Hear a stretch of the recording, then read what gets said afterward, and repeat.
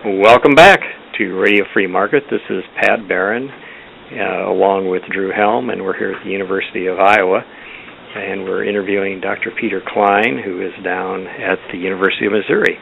And Peter, before the break, you were telling us some things about the history of the Council of Economic Advisors and how they're used rather opportunistically, which would be no surprise, I don't think, to anyone who follows politics and what goes on in Washington. But I was just wondering, when your own year plus a little bit there, what would you consider to be, was there something that you worked on that you thought was taken very seriously and that you had a major impact on? Well, that's a good question. There are a few topics that I was personally involved with that I think where I think we did have some positive influence. Without going into a lot of the details, some of it is, these are supposed to be internal discussions, and some of it's supposed to be at least partially confidential. But I can say there was one issue in particular where a group of senators were arguing basically for what I take to be a protectionist claim. They wanted to keep a foreign company from being able to sell its products in the U.S. because this company's products were competing with products that were manufactured in the states represented by these particular senators. But the argument they used, they tried to turn it into a national security argument because the foreign company involved happened to make products that were in the telecommunications sector, and so they argued that telecommunications assets must be in the hands of U.S. only companies, because in the event of a national security emergency, we can't have foreign-owned entities having access to our critical communications infrastructure. One of the things that we were able to point out in response to this was that our economy today is sufficiently globalized that kind of the national headquarters of the company in question is not really the critical issue. In other words, lots of U.S. companies are more than 50% owned by foreign shareholders. Lots of foreign companies have huge blocks of U.S. investors. The line between a domestic company and a foreign company, that line is pretty blurred. We also pointed out that one of the issues that was of particular concern was that this foreign company in its home country, the government of that country owned a small stake. And we pointed out that we did some analysis of privatization around the world where formerly state-owned enterprises have been turned over to the free market, turned over to private hands. In many of those cases, government agencies have retained small ownership stakes. We pointed out that while that can be costly, and I'm certainly not endorsing government ownership even partially of those kinds of enterprises, that really isn't a way to distinguish, for example, an Asian or a European or an African company from an American company, that while the U.S. government does not formally own a stake in AT&T or Verizon or Microsoft or Caterpillar or but for Boeing and McDonnell Douglas or whatever, certainly the U.S. policymakers play a huge role and can have a huge influence on the strategic decisions that those companies make through a number of different instruments and channels, such that the U.S. is hardly kind of innocent of the potential for political influence, on tech companies. So to make a long story short, we were able to get that provision killed, this protectionist measure that would have banned this particular foreign company from operating in the U.S. But it doesn't sound like much now looking back on it, but those are the kinds of issues where I think a little bit of sound economic analysis can actually go a long way in making it much more difficult for special interests to cloak their cases in the mantle of the public interest. Yes, I've often had those discussions with people. I could just call them cocktail party economic discussions about, well, we really need to support the steel industry because if we went to war, how would we build any tanks? Right, exactly. And Well, all these things on the surface sound, well, that is an issue, but as Henry Hazlitt says in Economics in One Lesson, you have to look at the impact long run, and also that's exactly right on everyone. And most of these issues, if they're really discussed openly, you find that there's very little concern about these. So that's fascinating. I'm glad to hear about that the council at least is being used it for the purpose that it was designed. Well, at least occasionally. Occasionally. I understand that I read one time, this is years ago, that Eisenhower was a military man, and he said his understanding of economics was zero. He just wanted something, he just put in a requisition for it, and it showed up. Right, and exactly. He actually took economics lessons while he was in the White House. Yeah. Well, it's funny, traditionally, looking back, over a broader sweep of history, economists were not very popular as policy advisors because economists tend to emphasize that resources are scarce, that decision makers face trade-offs, that there are opportunity costs. Pursuit of one policy or set of policies may come at the expense of another. You want to give more resources to, industry A, that could come at the expense of industry B, and so on. Politicians don't want to hear that because they're in the business of promising all things to all people. And to have someone telling you, no, you can't do that, no, that won't work, no, that policy will not achieve the objective that you claim you want to pursue.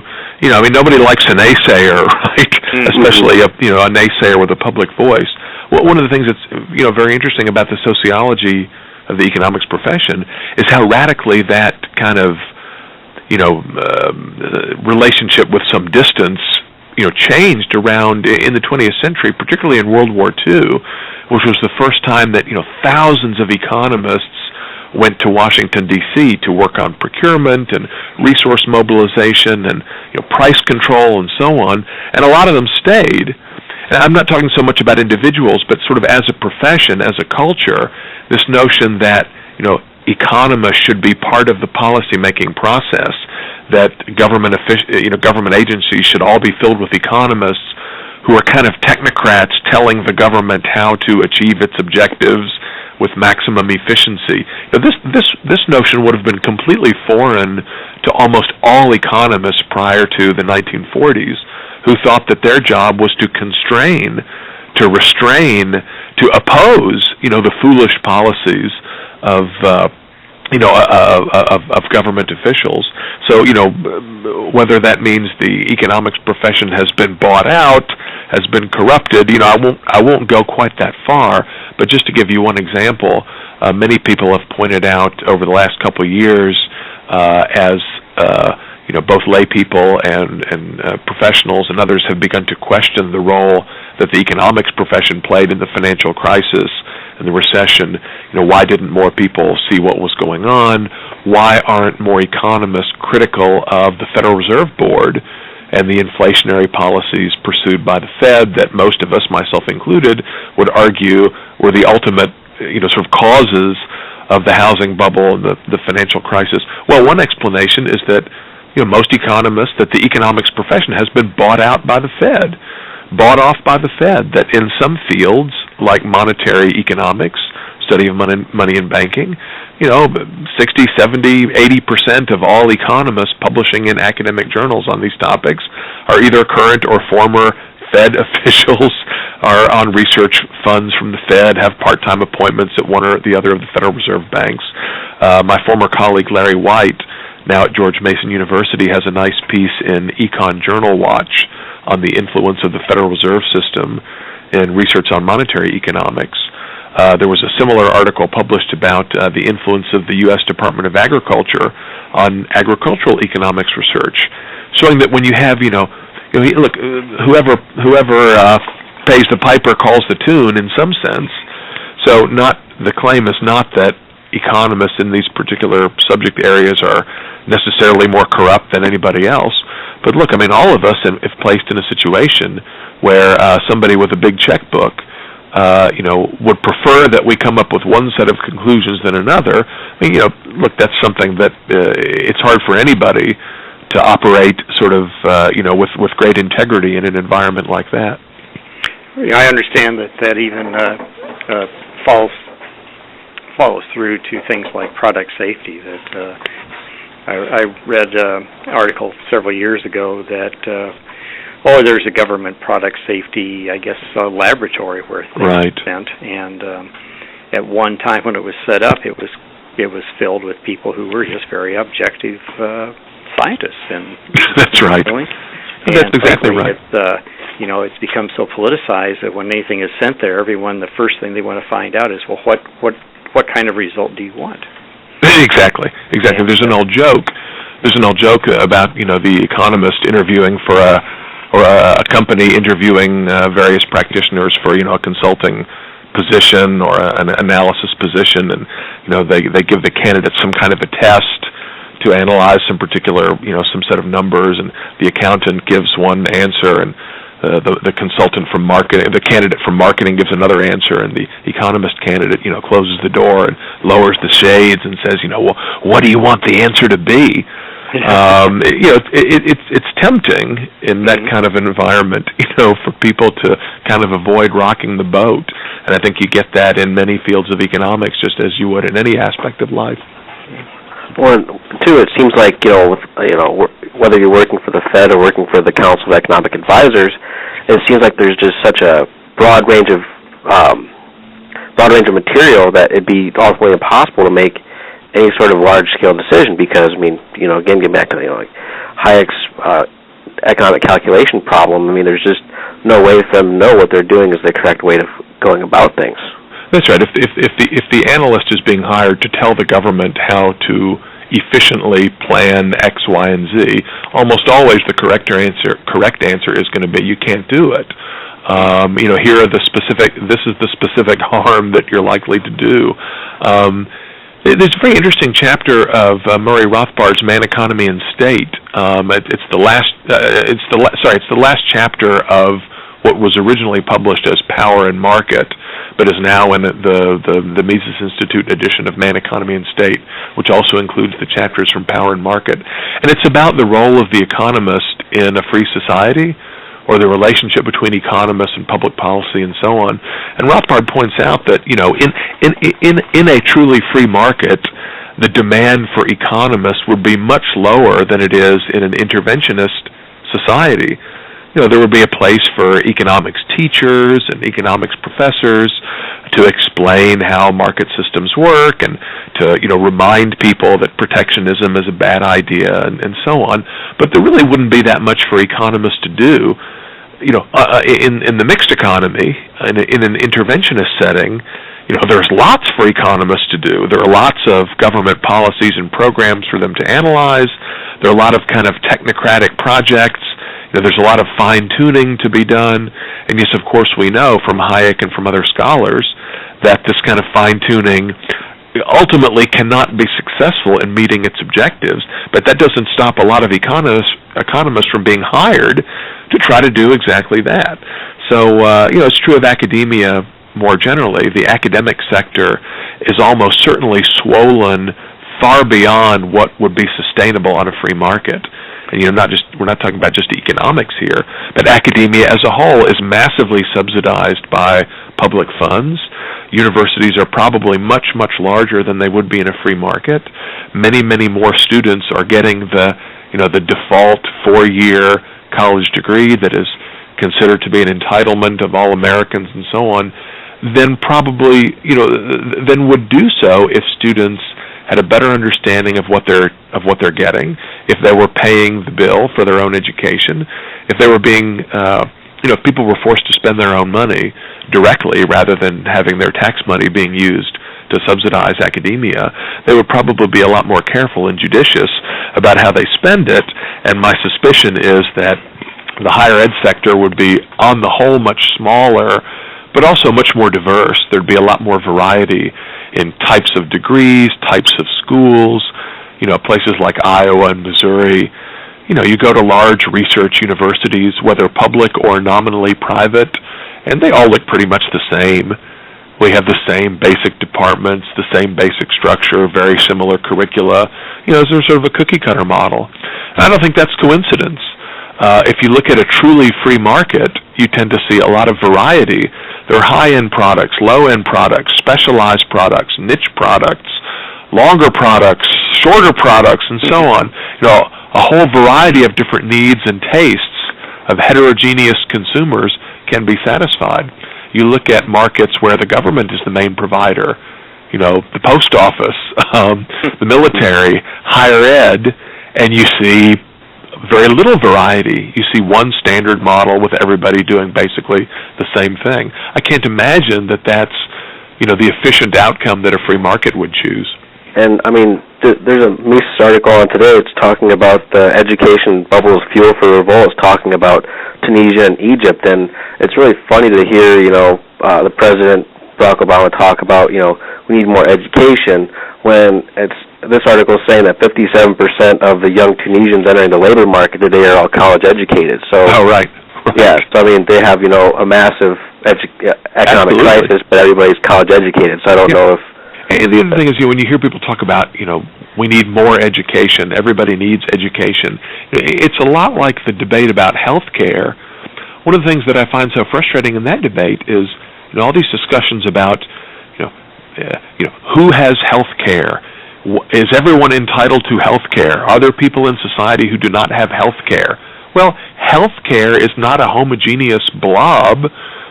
Health care is a bundle of heterogeneous products and services, procedures, medications, diet and exercise choices, and so on. It doesn't, the question of universal access to health care, it doesn't even make any sense. What would it mean for everybody to have identical health care? Health care is not a thing. How many doctor visits per year? What kinds of medications? How many procedures? How much exercise? How much education about health? Again, in a free market for health care, people would be able to make a wide variety of choices, and there would be a wide variety of products offered to satisfy all budgets, to satisfy all needs, and so on. Likewise with education, I think. Yeah, and Peter, I think that we're seeing in healthcare the attempt by the government to do exactly as you say, is to make healthcare a homogeneous product that they will control and they will ration to us because we're not capable of taking charge of our own lives. So. That's right. We know that entrepreneurs tend to be very creative in coming up with solutions to problems. Why not education? Why not healthcare? Well, we're coming to the end of this segment, ladies and gentlemen, so stay tuned. We'll be back with Dr. Peter Klein after this short break. Welcome back to Radio Free Market. Today we're discussing various topics with Dr. Peter Klein, Professor of Economics at the University of Missouri, and he's actually finishing up a class at Mises Academy entitled Networks and the Digital Revolution, Economic Myths and Realities, where he's talking about the evolution of the Internet, the Internet information economy, and various issues dealing with that. And one of his great papers that he's written about this is that the Internet was created by the government, but it was made glorious by the market. Could you kind of, discuss some of the finer points of that course? Sure, absolutely. It's been a real pleasure teaching this course. It's actually going on now. We're finishing up this week. And as I mentioned before, or this is an example of one of the things I mentioned before, these sort of online short courses that are not meant to duplicate or replicate a 15-week course at the University of Missouri or Iowa, but rather to offer something a little different. I think the economics of the Internet and networks more generally and information technology is fascinating. It's a lot of fun to talk about these things. Most of us use these technologies every day without thinking a lot about them. But one of the reasons it makes for an interesting course is because, as part of the hoopla and hype about the so-called new economy that's been going on for at least a decade and a half, there's a lot of kind of myths out there about how sort of everything is different, how everything has changed, information rather than tangible goods and services, is the major source of competitive advantage for firms and for nations. Resources are no longer scarce because we can reproduce these things at almost zero cost, and communication and interaction is virtually costless. Therefore, some people say, kind of the old principles of economics, whether Austrian or mainstream, don't apply anymore. We're in a post-scarcity environment because the internet has made all things, almost infinitely reproducible and so on.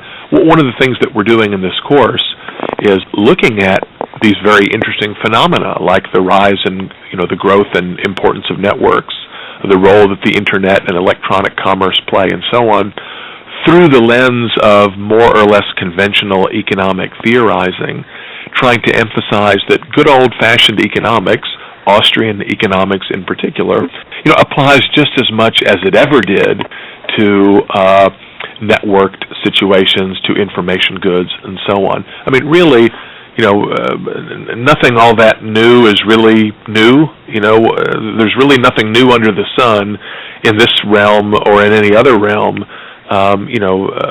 Economists have been studying information and networks since the beginnings of economics. The market, as discussed, famously, as explained famously in Leonard Read's little article, iPencil, right, is basically a decentralized, distributed network of many hundreds or thousands of people who participate more or less anonymously in different areas. This is really not all that different from an open source community or the way articles are produced on Wikipedia and so on. People have been buying and selling information in various forms, consulting services and telephone directories and maps and books, for as long as people have been engaged in trade. So there's really nothing all that new about this fancy new stuff, and we shouldn't get carried away to think that we need a whole new set of theories or different set of policies. The free market, entrepreneurship, Austrian principles about how markets work, these can handle the internet and network technologies just as they can handle anything. Thank you, Peter. This has been wonderful. I'm afraid we're coming to the end of another fascinating discussion, and look forward to having you back on the show some other time, perhaps. Well, thank you very much. It's been my pleasure. Thank you, Drew, for being the co-host this week. This is Radio Free Market. You can subscribe online at radiofreemarket.com. And until next week, wherever you are, please stand up for freedom. Thank you for listening.